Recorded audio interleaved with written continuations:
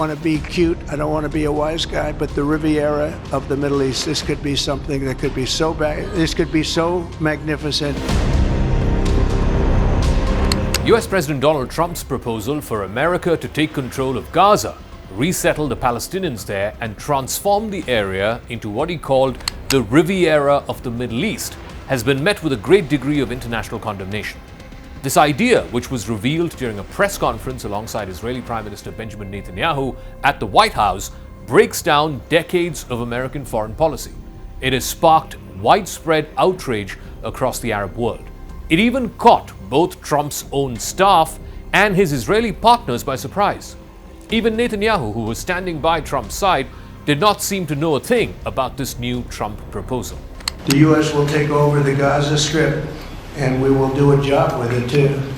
We'll own it and be responsible for dismantling all of the dangerous unexploded bombs and other weapons on the site, level the site and get rid of the destroyed buildings.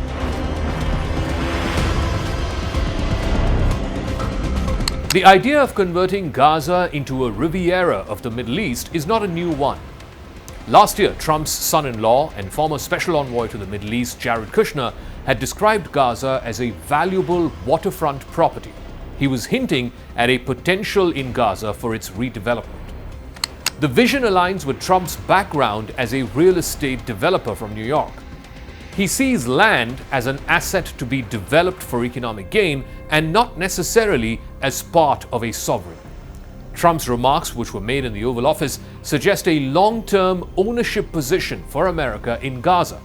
The aim is to create jobs and housing and to develop it into a riverfront or oceanfront property.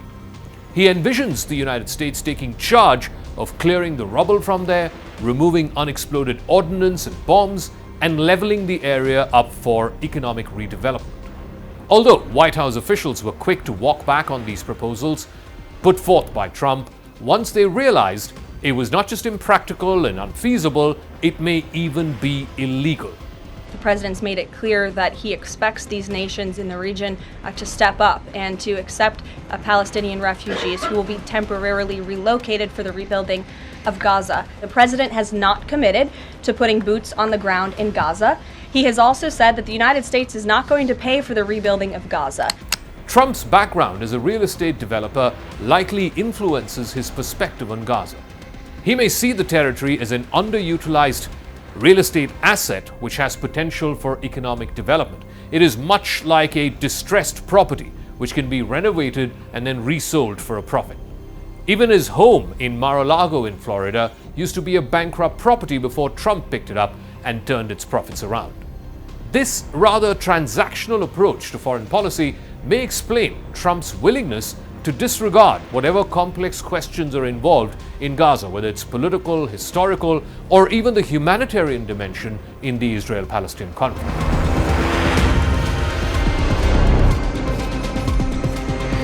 Several factors contribute to the infeasibility and the widespread rejection of Trump's plan.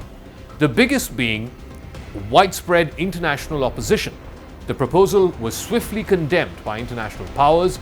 Saudi Arabia, which is a key regional player that Trump is hoping will establish ties with Israel and come on board this plan, rejected it outright. Turkey called the proposal unacceptable. France warned that this would risk destabilizing the Middle East even more. Countries like Russia, China, Germany, Spain, even the UK continue to support a two-state solution which envisions Gaza as part of a future Palestinian state. There is also lack of Palestinian support. The plan disregards the right to self-determination of Palestinians and is seen as a call for ethnic cleansing. The Palestinians who've struggled for their land for the last 75 years are unlikely to be part of any plan that involves more of their displacement and more loss of their homeland. It brings back for them memories of the 1948 Nakba, when tens of millions of Palestinians were displaced right after the first Arab-Israel war. Trump also lacks domestic authorization and resources from the US Congress to take over the Gaza Strip. Legislatures from both parties, the Democrats and the Republicans, have already rejected this proposal, and that is going to unlikely make it gain any kind of traction in Capitol Hill. And most importantly, it could also end up as a violation of international law. Forcibly displacing Palestinians from their homes would violate international law and fundamental human rights.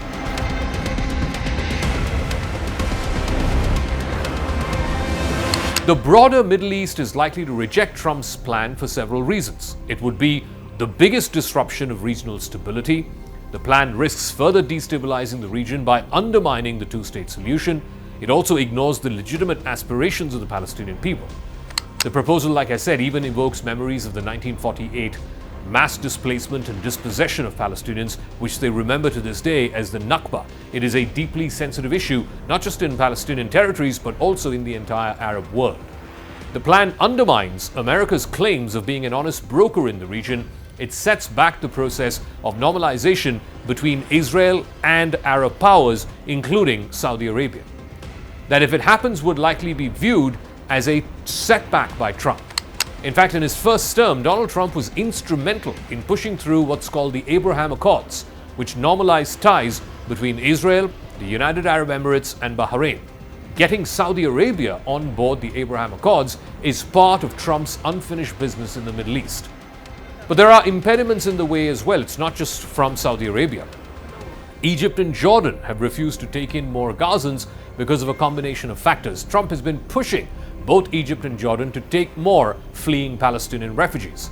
Accepting a large influx of Palestinians would raise concerns both about national security and potential demographic shifts in both these countries. Jordan already hosts more than 2 million Palestinian refugees. Adding more would be a massive strain on its resources.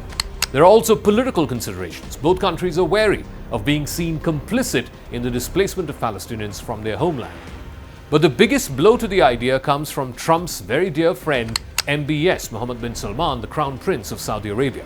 Saudi Arabia right away rejected the plan, and it is rooted in Saudi Arabia's long-standing support for the Palestinian cause and its commitment to a two-state solution. Riyadh has made it clear that a Palestinian state is the basis for any deal with Israel, making it contingent that if Saudi were to get on board the Abraham Accords, then this whole business of redeveloping Gaza as an oceanfront property is a no-go. Saudi Foreign Ministry has put out a statement where it has said it is unwilling to support any initiative that undermines a two-state solution.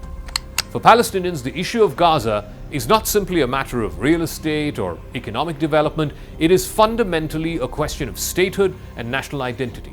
They view Gaza as an integral part of any future Palestinian state.